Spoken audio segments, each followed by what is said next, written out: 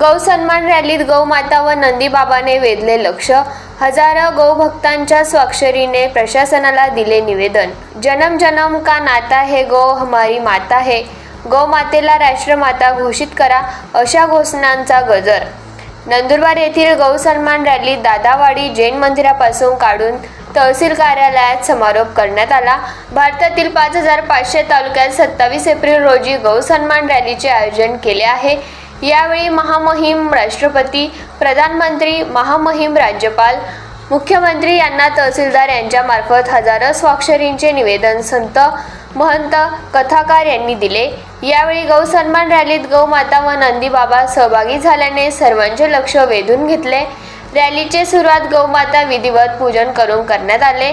पीठाधीश उद्धव महाराज, भगवताचार्य अविनाश महाराज जोशी, प्रकाशपुरी महाराज, वसंत चैतन्य Maharaj, Anil Maharaj, गौभक्त doctor Narendra Patil यांनी पूजन केले। वेदमंत्र पठण प्रमोद जोशी महाराज यांनी केले। हजारो स्वाक्षरींचे निवेदन एका लाल कापडमध्ये ठेवून घोडाबगीवर रॅलीत सहभागी करण्यात आले। रॅलीत प्रधान स्थानी गौमाता, नंदीबाबा, संत, महंत, कथाकार यांचे मागे मातृशक्ती व शेकडो गौभक्त सहभागी झाले होते। रॅलीत नवापूर येथील आदिवासी भजनी मंडळाने गौमातेचे भजन गायले। तहसीलदार प्रदीप पवार यांनी सर्व गौभक्तांचा भावनांचा आदर राखत स्वतः कार्यालयाच्या बाहेर येऊन सर्व गौभक्त, संत, महंत आणि शेकडो गौभक्त यांच्या हस्ते निवेदन स्वीकारले। निवेदनात गौमाता राष्ट्रमाता घोषित करणे, केंद्रीय गौसेवा आणि संरक्षण कायदा लागू करून देशातील सर्व कत्तलखान्यांचे परवाने रद्द करावे, स्वतंत्र केंद्रीय गौ मंत्रालय स्थापन करावे, या मागण्या करण्यात आल्याचे त्यांनी नमूद केले आहे। यावेळी नंदुरबार तालुक्यातील संत, महंत, गौरक्षक, गौभक्त यासह विविध हिंदुत्ववादी संघटनांचे प्रतिनिधी व नागरिक रॅलीत सहभागी झाले होते।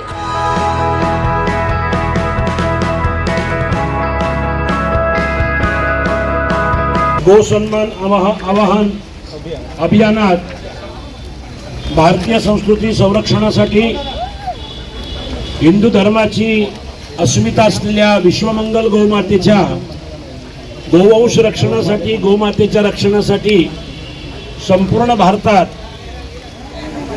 हे अभियान मोठ्या श्रद्धापूर्वक राबवलं जात आहे।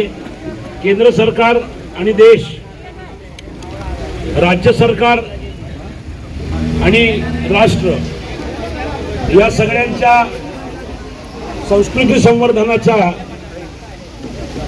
हितासाठी संविधानात सांगितलेल्या अहिंसक अशा मार्गानं संपूर्ण भारत देशात गोवंश राष्ट्रीय सन्मान अभियानाचं आयोजन या ठिकाणी होत आहे। यासाठी तमाम गोसेवक, गोपालक आणि गोप्रेमी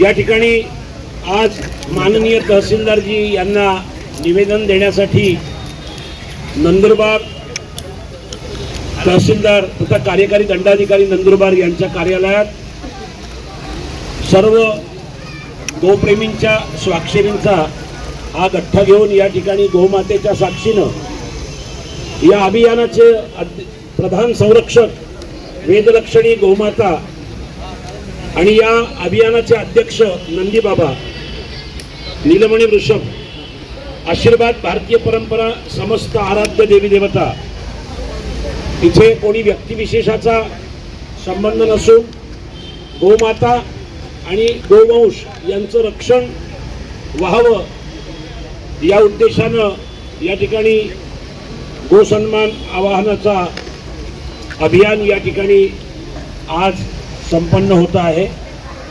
या ठिकाणी माननीय तहसीलदारजी, कार्यकारी दंडाधिकारी नंदुरबार यांना हा स्वाक्षरीचा